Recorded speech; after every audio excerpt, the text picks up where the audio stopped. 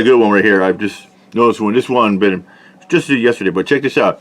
Cop arrested for being a child predator.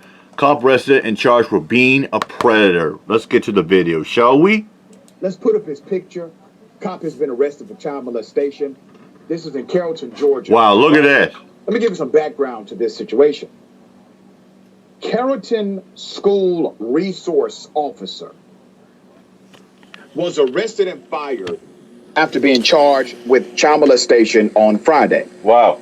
Jarek Gilbert, that's his name, 35 years of age, was booked into the Carroll County Jail on one count each of child molestation and violation of oath by a public officer. Now, we're still getting details as this story develops. Here's some more background. An internal investigation by the Carrollton Police Department led to Gilbert's immediate termination. In a statement released Friday, the department wrote in part, Carrollton Police Department and Carrollton City Schools acted immediately to ensure the safety of students and the school system, has taken the appropriate actions to ensure full cooperation with local and state authorities.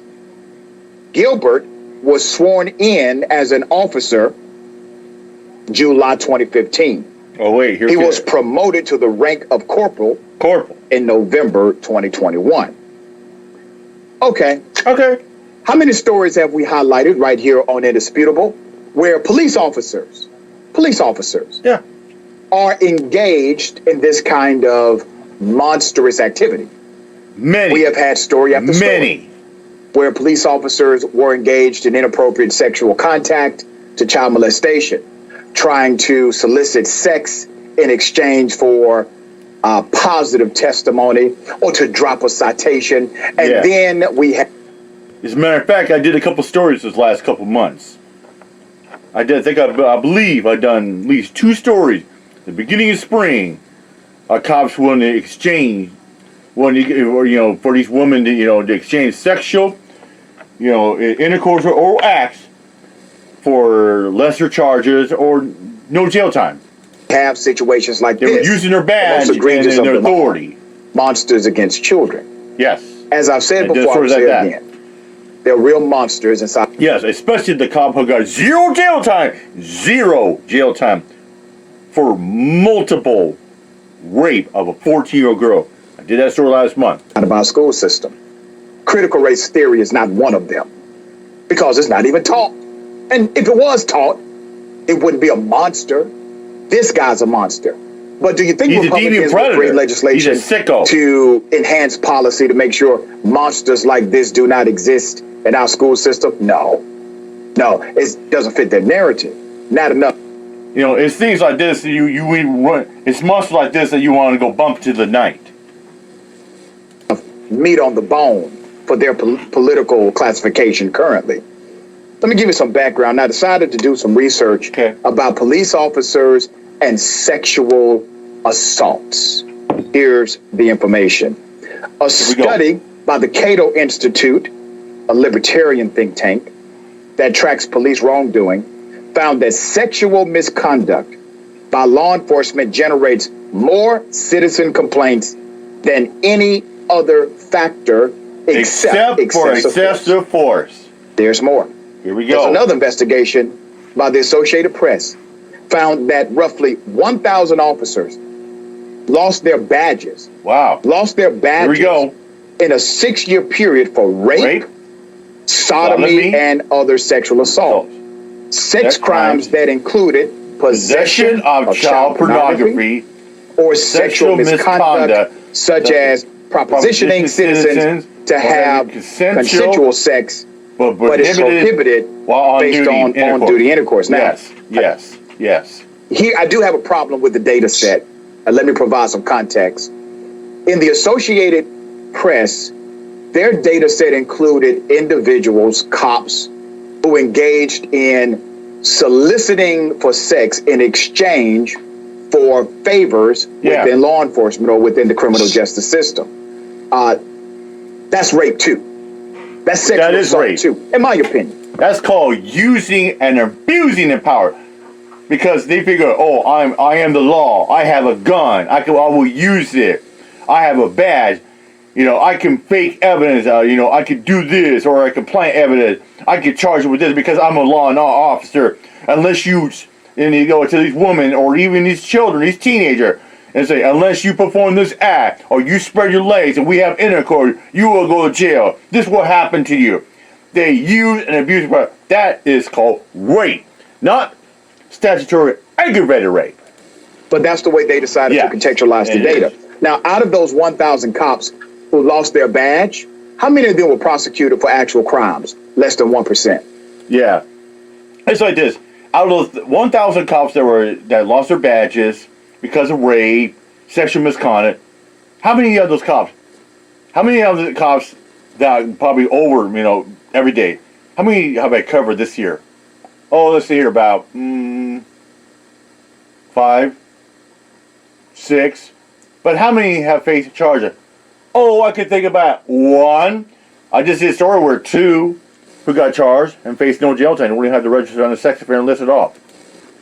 Less than 1%. Yes, exactly. There's more. A database compiled by the Buffalo News reports that from 2005 to 2015, a law enforcement official was caught in a case of sexual abuse or misconduct at least once every 5 days.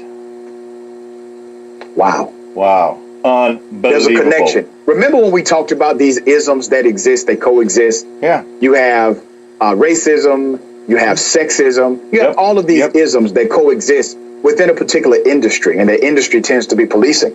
We talk about reform, but we have to now talk about replacement. It is so rotten to the core that the industry is attracting individuals who will prefer to engage in this kind of perverted activity. It's not just force, it's also sexual force. It goes beyond the pale. All right. Sharon, thoughts on this? You know, first of all, the statement from the school was shocking. Yeah. They said they did all they could. And then they said, we can't comment further. That was the end of the statement. We can't comment because it's an ongoing investigation. He's already been fired. He was fired. Yeah. Just like when they tell you is that, well, we can't comment, or we got nothing to say because it's ongoing investigation. No, what it means is they're covering their asses 10 ways in the moon and back, and they're just trying to deflect and hide. That's what they're trying to do. 10 minutes. Okay, so there's that. One of the parents, I was reading an article, Sean was quoted as saying, he was a great guy. He became my child's best friend, danced with my child. I bet he did. Okay. Yeah, I bet he did. So and that's the problem with society. You get these trustworthy adults. I mean, they that's what they do. They earn your trust. Especially you go to your children, the next door neighbor child. I mean, it's not just a cop or, you know, the lawyer or anything like that. It could be the pastor, the pee-wee coach for the hockey team, the baseball coach. It just goes on and on. But especially the cops and the higher anarchy. And these are the people that get away with it as well. They talk about an officer. They should want to comment all throughout this investigation. I want to know how many other kids there are, how many other victims there are. And you're right, words matter. 7 years on the force, 1 promotion. How many other kids did he dance with? That's what I want to know. It infuriates me. Dance, that's a good saying. We worry about this kind of stuff. I'm a single parent. Those kids are targeted more than others. Mm-hmm. I just think it's disgusting. I'm not blaming Carrollton police, but tell us everything and keep on talking. Yeah. You know, and it's so fascinating you say that. It's something similar that I say on this show as well.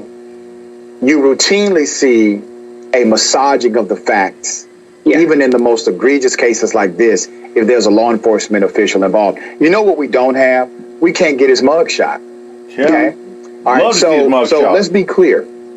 If this were a regular citizen, that would be the first thing the police promoted on their press release about what happened. There's no press conference. They didn't hold a press conference about this cop. No, they didn't hardly make a statement. Oh, yeah. And I bet you the inmate's going to find out what his rap sheet is, and he's going to have a double whammy. Yeah, that he's a freaking chomo and a rapist, and he's an ex-cop. Ooh! Inmates just love to want to go after people, especially a cop that was an ex-cop that was a chomo. A sex offender? Whoa! He's gonna be the high total on the pole. Cop who violated not only the public trust, but the innocence of at least one child. And you're right. The statement from the school does not express a sentiment that says, now we need to investigate to make sure there are no other victims. And here's the protocol. Here's the phone number to reach out. Here's the way to connect with us so we can make sure that this did not happen to other children. And where's the enhancement to the safety protocols? Exactly, as well too. You know, what they should just leave a number out. Say, reach out to us if you believe you've been a victim to this officer, or if you touch inappropriately. You know, even though maybe you might be, you know, over the age or teenager. You know, even if it like happened 3, 4, 5 years ago.